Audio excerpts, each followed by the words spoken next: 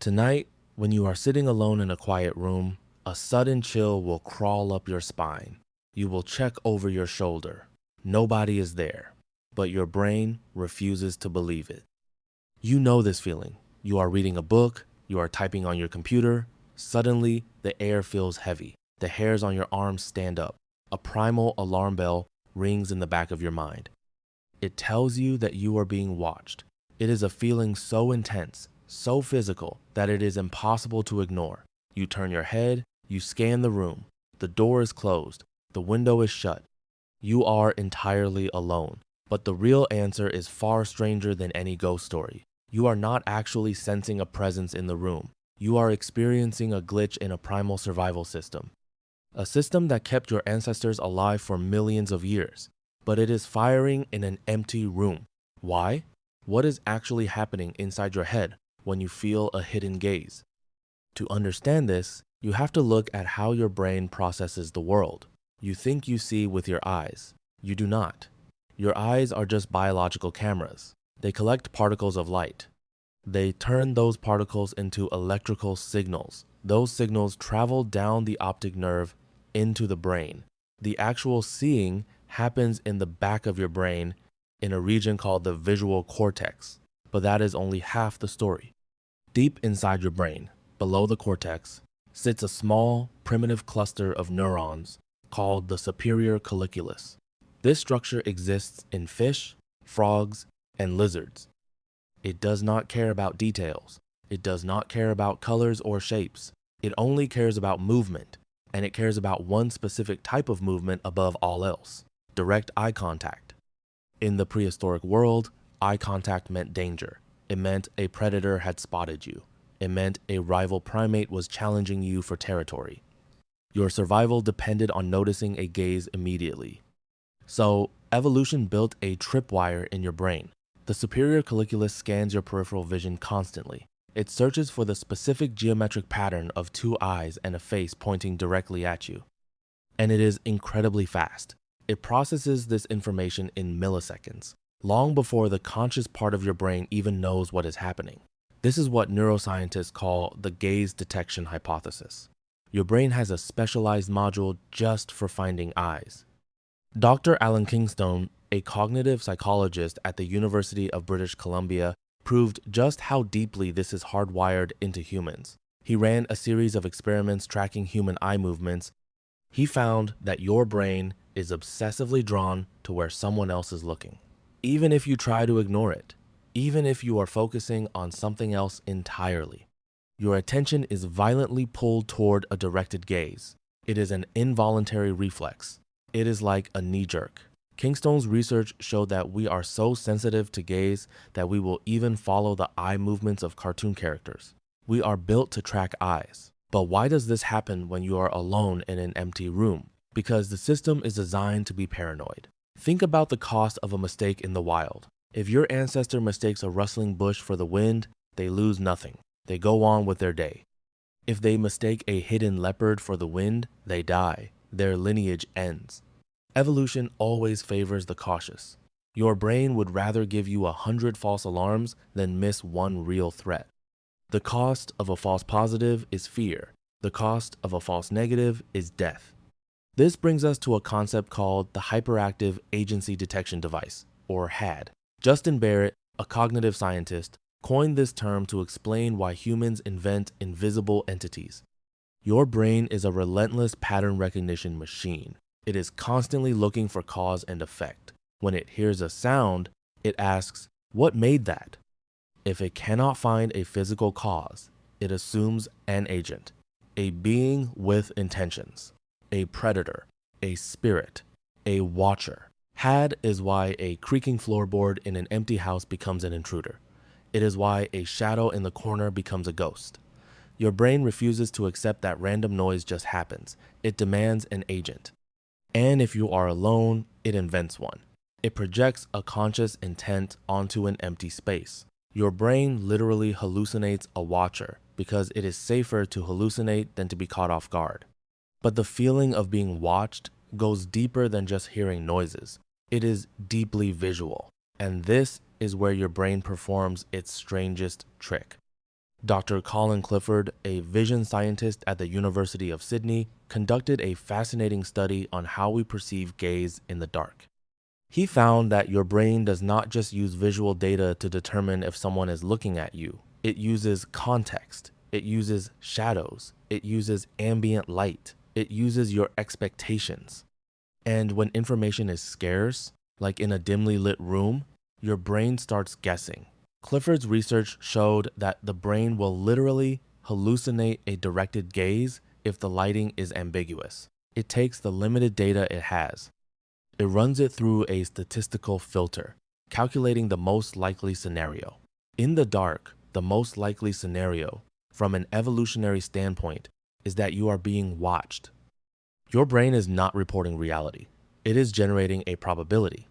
And it is handing you the feeling of being watched as a physical warning. You feel the eyes because your brain decided the probability of eyes was high enough to trigger the alarm. You are walking through your house at night. The lights are off. Your visual cortex is starving for data.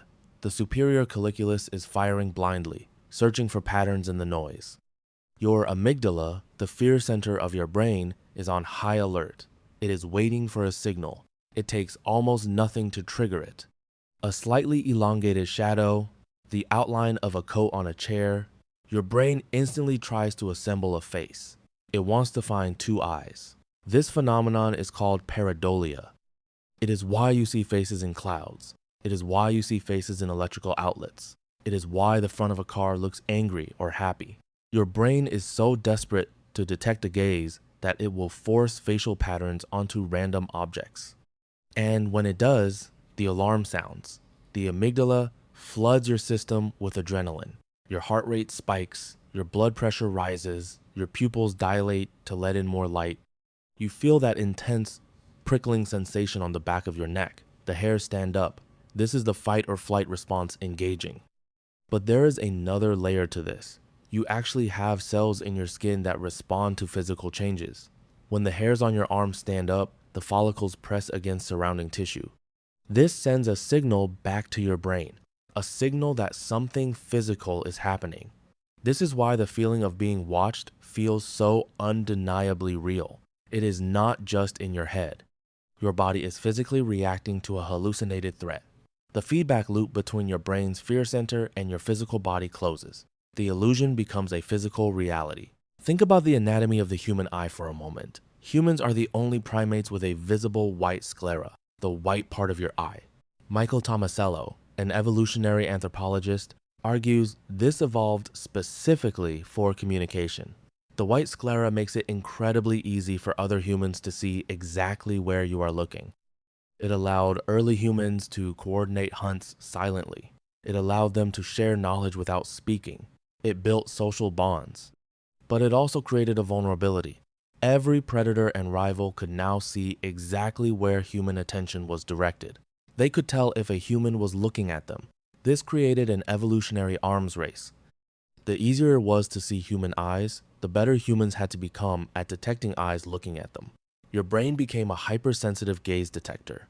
You became wired to feel the weight of a stare. And that sensitivity does not turn off just because you are alone in a modern apartment. Your modern environment is full of triggers that did not exist a million years ago. You have dark corners, you have strange acoustic echoes in empty hallways, you have artificial lights casting harsh, unnatural shadows, you have reflective surfaces. Your primal brain is trying to navigate a modern world. It is using outdated software. When you sit at your computer, you might feel a creeping sensation on your back. You are alone, the door is closed, but your brain remembers the open savanna. It remembers that attacks come from behind. It knows your back is exposed, so it sends a signal. It tells you to turn around. It creates the sensation of eyes on you. Even the concept of a camera watching you triggers this primal pathway. The lens of a camera mimics the geometry of an eye. When a security camera is pointed at you, your superior colliculus lights up. You feel the gaze. It is not human. But the software does not know the difference. It just sees the pattern. It just feels the weight. Your brain is constantly scanning for the shape of an eye. It does not care if the eye is made of glass and plastic. And when you are truly alone, the isolation makes the effect stronger. When you are deprived of social feedback, your brain craves connection. But the survival mechanisms do not care about connection. They care about threats. When the brain is isolated, it turns up the volume on its internal sensors. It becomes hypervigilant. The silence of an empty room is not peaceful to your primal brain. The silence is a warning. It means the other animals have fled. It means a predator is near. This is the same mechanism that triggers the third man factor. This is a phenomenon documented by Dr. John Geiger, where explorers and survivors in extreme isolation feel a distinct presence guiding them. Their brains, under extreme stress and sensory deprivation, generate an invisible agent to keep them company, or to keep them alert. The brain refuses to be alone. It populates the empty space.